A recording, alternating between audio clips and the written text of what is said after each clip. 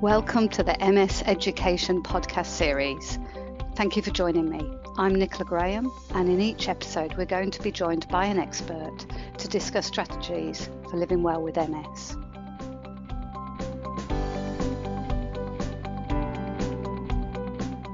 Today we're talking about exercise and multiple sclerosis. My guest is Caitlin Ireland, MS Exercise Physiologist who works in the MS gym in Lidcombe, Sydney. Caitlin has been an exercise physiologist for 5 years, working exclusively with MS clients for the past 3 years. So welcome, Caitlin. Hi, Nicola. Thank you for inviting me here today. So I'm really passionate about exercise and multiple sclerosis, and hopefully by the end of this podcast, our listeners are going to have a better understanding of why exercise is so important and how to exercise effectively so they can get the most out of their workout. That sounds fantastic, Caitlin. So let's start off with, why is exercise so important with somebody with MS? Yeah, so really good question. People with MS still get the same benefits as the general population. So improved muscle strength, improved aerobic capacity or fitness levels, and also reducing the risk of developing conditions that are related to inactivity or leading a sedentary lifestyle. And that's conditions like cardiovascular disease, type 2 diabetes, and osteoporosis. But then there's also further benefits specific to people with MS. So that can be symptom management, so strengthening weakened muscles, improving balance and therefore reducing falls risk, improving fatigue. And a lot of people are of the understanding that exercise may exacerbate their fatigue, but actually there's a lot of evidence to show that exercise has really beneficial long-term effects on MS fatigue, improving cognition and mood, functional capacity, helping manage spasticity and pain, improving mobility, so that's how far we can walk, our ability to transfer, and also the way in which we walk, so our gait patterns and the techniques we use. And then also quality of life. So I guess on top of symptom management, we also get benefits such as social participation, so getting out of the house, meeting new people, especially if it's something like a group class or session, improving confidence and independence, especially in activities of daily living. And there are some disease-modifying effects as well. And there's a lot of new research coming out. There's brain protection, slowing the progression of the disease and also slowing the progression of the disability, reduced relapses, and exercise enhances the anti-inflammatory mechanisms. So that will improve symptom presentation as well. Caitlin, there's a lot of good reasons for us to be exercising. I'm particularly interested as well in some of the things are quite obvious around balance and strength and energy, etc. But really important to note around that benefits for cognition and brain protection, which we often don't think about with respect to exercise. So it's great to hear that there's good evidence there now. Okay, so there's many different types of exercise that we can do. Is there a standard prescription which is a good baseline for people with MS to do? So I'm thinking, is it a mix of strength and cardio? How much do I do and how often? Because I'm lazy myself, I'm particularly interested in what's the minimum that I am required to do to get a positive effect. Yes, no, you're not alone there, Nicola. And there is a really good guideline available. So a few years ago, there was a big body of research that came out, and it's the Canadian Physical Activity Guidelines for adults with MS. And they said that, I guess, that minimum dose that we speak about, we want to be doing two 30-minute aerobic sessions at a moderate intensity and 2 30-minute strength or resistance training sessions for those major muscle groups. Now, those can be done on alternate days, or you might find that if you, particularly if you go to a group session or a class, they might combine the aerobic and resistance session. So you might do an hour class with 30 minutes of aerobic and 30 minutes of strength training within the one session. I do recommend, though, if someone has quite a low cardiorespiratory fitness, if maybe they haven't done exercise for quite a while, to start with shorter duration. So maybe 10 to 15 minutes, and then look to gradually increase to a 30-minute session. So start gently, Caitlin, sounds exactly important. right. Yes, definitely. Yeah. What does that mean in practice in terms of moderate intensity exercise?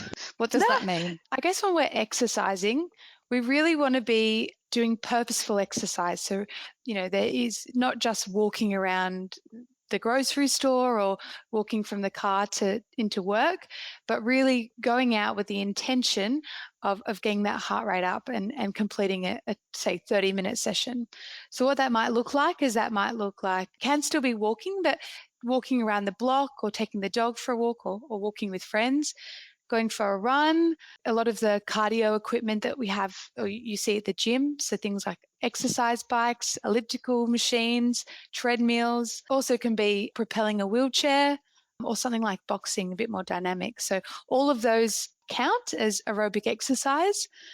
And when I'm speaking about moderate intensity, so I guess moderate intensity is around about 60 to 70% of our max predicted heart rate. Although for people with MS, a lot of them will actually have something called autonomic dysfunction. And what that means is that the heart rate is blunted so that the heart rate doesn't continue to increase with increased workload necessarily. And so it's not always a really accurate way to measure intensity. So what I usually recommend, and what we use here, what I use at the gym here, is an RPE scale. And so that is a rate of perceived exertion. So putting on a scale how difficult you found it. Now there's a few scales around, but there's a really easy one to remember is 0 to 10. And 0 being rest, nothing at all, really easy, and 10 being max effort, nearly impossible. And when we talk about moderate intensity, we really want to be getting between 3 and 5. But now if that's still a bit difficult to kind of get your head around, you can also try a talk test. And so really when you're exercising at a moderate intensity, you want to be able to talk. If I was standing next to you asking you how you were going, you should be able to answer me, but not sing. So you are starting to get a little bit breathless. Now with resistance training, it's a little bit different. So what you want to be doing is working those major muscle groups, doing each exercise for 2 to 4 sets at 8 to 12 repetitions of each exercise. And I guess a good way to think about the intensity for the resistance training is that if you were to do 3 lots of 10 of an exercise, or number 9 and 10, if I was to ask you after how many more you could do, you should only be able to do another 2 to 4 of that weight. And that would be working at a good moderate intensity. Okay, so if I've understood correctly, Caitlin, that's 4 purposeful 30-minute sessions a week, 2 of which would be moderate intensity sessions and 2 of which would be strength sessions. So 2 moderate intensity aerobic sessions and then 2 resistance sessions. Exactly right. Yep.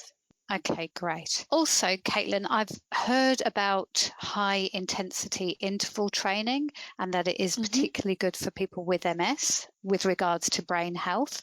Can you tell us a little bit more about this and what you might recommend in this area?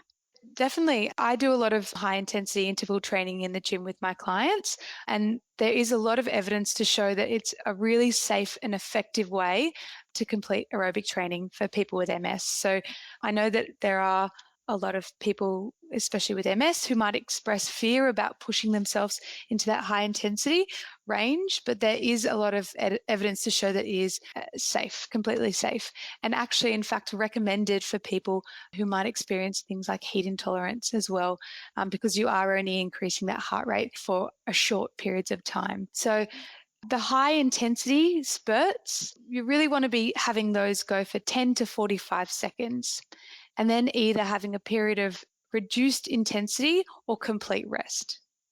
So when you are at that high intensity, we're referring back to that RPE scale that I was talking about, the rate of perceived exertion, where 0 is at rest, nothing at all, and 10 is our maximum effort. We want to be working at 7 to 8. So it should be quite hard rather than that talk test, you want to be getting that puffing and panting for that short period of time. And then what I would recommend is on that rest to be at least equal to the amount of the high intensity spurt and up to 3 times the work period. So to make that a bit more clear, if you were to go for a 15-second sprint, then you would have at least 15 seconds off, up to 45 seconds rest in between.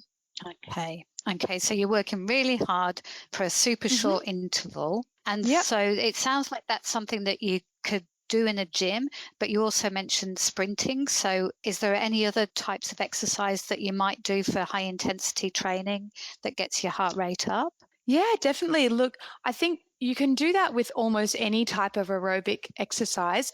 All you're trying to do is increase the intensity. So that might be if you're using a piece of gym equipment that has levels, you might increase the level to very high for a short period of time while you go on that interval. Or it might be that you increase your speed. So if you were walking, you might do spurts of a faster pace and then slow down again, and then a faster pace again, where what we're trying to do is no matter what exercise you're doing, we're trying to get that huffing and puffing for a short amount of time and then reduce it again. Yeah. Great. So I can still do this on my beach walk with the dog, for example. Yes. I can Yes, incorporate you can, it into definitely. my daily life, but I can be a bit purposeful about it. I'd love to talk about barriers to exercising and what people can do to overcome these barriers. I know I struggle to exercise regularly, and I'm wondering if you might have some top tips to help get us moving. Yeah, definitely. So those benefits that we talk about, we know those benefits, and despite them, we still have almost 80% of people with MS that are not exercising. Some of the more general barriers that people might have, and I hear about, are things like motivation, time, cost, and uncertainty about what exercise they should be doing. So I'll just quickly go through those first. So motivation, my recommendations would be to have a plan or schedule. So you definitely know at the start of each week when you're going to be completing the exercise throughout the week. Also writing down some goals, what you want to achieve. That can be a vision for 3 months away, and then you might have some smaller weekly goals to get there. So for example, if you wanted to walk 2 kilometers without a break, that might be a 3 or 6 month goal. And then what are you going to do this week to achieve that or make your way towards that goal? Well, you might do 2 25-minute walks this week. And also for motivation, group sessions are a really good way to be motivated or to make yourself accountable to complete the exercise. Now, time. No one ever really has, infinite amounts of time to exercise, and I understand that, but really just setting aside time in your day, addressing your priorities. If really you really are very limited with the amount of time you have, trying to do little and often. So you might break a session down into 10 minutes of strength training at home, and you might complete a few of those in a day. Cost. So there's lots of great ways that you can keep the cost down, things like completing a home exercise program or doing things with friends, like having a walking group, or community gyms can also be relatively low cost. And if you're not sure about the exercises that are suitable, probably my biggest recommendation would be to consult a professional.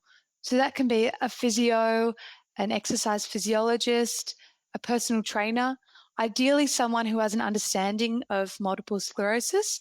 And not only can they give you some suitable exercises for yourself, but they're also going to be able to address your symptoms as well and give you a really beneficial exercise program. Now, those are some general barriers, but I know that there are some MS symptoms that can also act as barriers to exercise. So fatigue is one that I hear about a lot. So my recommendations would be to exercise early in the day, making sure you have big rests, and that's during your exercise session, but also before and after your exercise session as well. And during your strength training, to alternate arm and leg exercises. Balance. Try and set up a safe environment if you're exercising at home. So have stable pieces of furniture nearby that you can use if you need to, or making sure that you have someone at home that can either maybe assist you or just in the other room that knows you're completing your exercises for that confidence. Pain. Now, pain's an interesting one, and probably my biggest recommendation if you're limited by pain or that's your main barrier is really, again, to maybe consult with physiotherapists or a professional that can help you, create a program that's going to be, maybe relatively pain-free, also to potentially manage that pain that you experience as well. And temperature sensitivity. So keeping a cool environment and making sure you have lots of breaks and lots of cold water as well. A lot of people do go boom to bust. So they'll try and do a lot to start with, and then they might find that that's not realistic. So really just doing anything you can and be kind to yourself. So especially with MS, be aware that not every session is going to be better than the last, and that, each session you just do what you can and what you're up to that day. Can we talk a little bit more about motivation, Caitlin? You've mentioned some great tips. In your experience, if you had to pick two pieces of advice to help people get moving, what would they be? Yes. Okay. So my top two recommendations are to make it enjoyable and then to schedule it in like an appointment. So if you pick an exercise that you find enjoyable, it's going to be more sustainable. So find an exercise you enjoy. So if you hate cycling, don't make yourself cycle twice a week. Each week you're going to dread it and you won't want to complete your exercise. If you enjoy walking or getting out in nature, then try and complete those exercises. If you don't have an exercise that you enjoy in particular, then try and combine it with something that you do enjoy. So, for example, find a friend that can go for a walk with you so you might be able to have a chat while you walk. Or you could try and reward yourself after the session. So it could be sitting down and having a cup of coffee after your session, or having a book that you enjoy reading after that, so that that once you finish your session, you get to have that reward, and that'll be a good motivation for you. And secondly, to schedule it into your day like an appointment. So I always say this to my clients who have home exercise programs and tell me that they're very busy. I say, at the start of the week, schedule it into your week. And then if someone calls you and says that they want to pop over for coffee or one thing or another, you say, oh, no, I can't, I've got my exercise session that I need to do then. How about another time? And that really keeps yourself accountable. That's great advice, Caitlin. I know when many people who exercise with MS, they can experience a mild exacerbation of symptoms due to their raised temperature, and you've touched on that around temperature sensitivity. Can you tell us what might happen when your temperature increases due to exercise? What's normal, when to be concerned, and maybe what you can do to manage your temperature when you exercise? When anyone exercises, they will experience an increase in their core body temperature. But for people with MS, even an increase as little as 0.5 degree of their core temperature can mean that they experience a rapid increase in their fatigue and or sensory symptoms. So sensory symptoms are things like numbness, tingling, visual problems, and muscle weakness. I think the main thing to be aware of is that this is normal, and that when your core temperature does decrease again, those symptoms will reduce. And you should see that decrease within 30 minutes to 2 hours after your session. So that's important to be aware of. I guess when to be concerned, it's not necessarily a concern, but if you find that those symptoms don't decrease after 2 hours after your session, it might just be that you've overworked yourself. So it was a bit too high in intensity, which is okay. I guess my biggest recommendation would be not to be scared off by exercise, to give yourself a bit of a break. And on your next session, just be a bit more conservative and reduce the intensity and slowly build yourself up again. My tips for keeping yourself cool or during your exercise session is to take nice long rest breaks in between your exercise. Drink cold water. And when I say cold, icy water is best, so as cold as you can. And this will enhance your exercise tolerance. Try avoiding hot environments, so not being outside, and maybe picking a cooler part of the day in the morning or the afternoon. Hydrotherapy pools can be a really good way for temperature sensitive clients to exercise, but there is an ideal temperature for the pool to be for someone with MS. So really, you want the pool to be 27 to 29 degrees. And what you can do is you can always call up and ask the administration at the hydrotherapy pool, and they will be able to tell you what that temperature is. Having fans around you, wearing loose clothing, and also wearing things like cooling vests or scarves, they can be helpful as well. Yeah. That's great, Caitlin. Thank you for those tips. And just finally, one last question. Are there any resources or apps or programs specific for people with MS that our listeners can tap into? Yes, definitely. So MS has some really great resources. There's some really good MS webinars, and they're a bit longer than, well, they are much longer than the podcast. They're about an hour, and they go into more detail on some topics. So things like pain management, spasticity, getting active. I know that there's one coming up this year, if it's not already up there, on reducing falls risk through exercise programs. So that would be a great one. You can also contact MS Connect. That might be if you have more specific questions or you want access to more, find out where more resources are. They might be able to connect you with other allied health professionals as well. There's an MS Get Fit toolkit as well online, which you can access. That's wonderful, Caitlin. Lots of great information in there, and I really hope it's inspired our listeners to get moving and that they really understand what to do and why they're doing it. Thanks, Caitlin. My pleasure. Thank you for having me, Nicola.